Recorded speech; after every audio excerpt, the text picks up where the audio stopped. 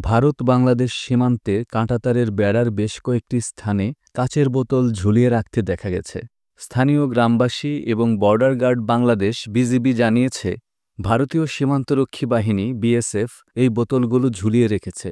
লালমনিরহাট জেলার পাটগ্রাম সীমান্ত থেকে পাওয়া ছবিতে দেখা গেছে এগুলো মদের খালি বোতল।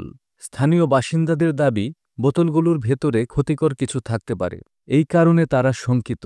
প্রত্যক্ষদর্শীরা জানিয়েছেন, গত বুধবার ভারতের কোচবিহার জেলার বিএসএফ শিবির থেকে সীমান্তরক্ষীরা কাঁটাতারের বেড়ায় বোতল ঝুলিয়ে রাখে। বিএসএফের কর্মকর্তারা জানিয়েছেন, কাঁটাতারের বেড়ায় কেউ হাত দিলে বা কাটার চেষ্টা করলে বোতল ভেঙে শব্দ হবে।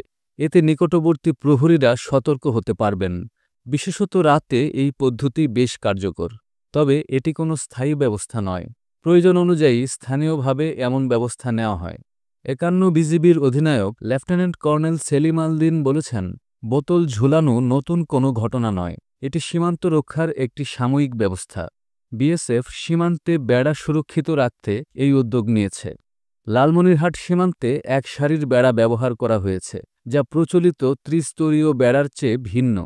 বিএসএফ জানায়, চোরাচালান ও অবৈধ পারাপার রোধে এটি কার্যকর। বিশেষত পাচারকারীদের কার্যক্রম ঠেকাতে নতুন ধরনের কাঁটাতার ব্যবহার করা হচ্ছে। কাচের বোতলের পাশাপাশি সীমান্তে উন্নত প্রযুক্তি ব্যবহার করছে বিএসএফ। নজরদারির জন্য electronic surveillance system, night vision camera এবং থার্মাল ইমেজ ক্যামেরা বসানো হয়েছে। এছাড়া ইন্ট্রুডার অ্যালার্ম ও ট্রিপ ফ্লেয়ার নামে অ্যালার্ম ব্যবস্থাও চালু করা হয়েছে, যা বোতল ভেঙে বা বেড়া স্পর্শ করলেই প্রহরীদের সতর্ক করবে। সীমান্তে নিরাপত্তা ব্যবস্থার ঘাটতির কারণে অতীতে অনেক ঘটনা ঘটেছে। ফেলানী হত্যার মতো মর্মান্তিক ঘটনাগুলোর পুনরাবৃত্তি রোধে বিএসএফ এখন আরও সচেতন বলে জানিয়েছে।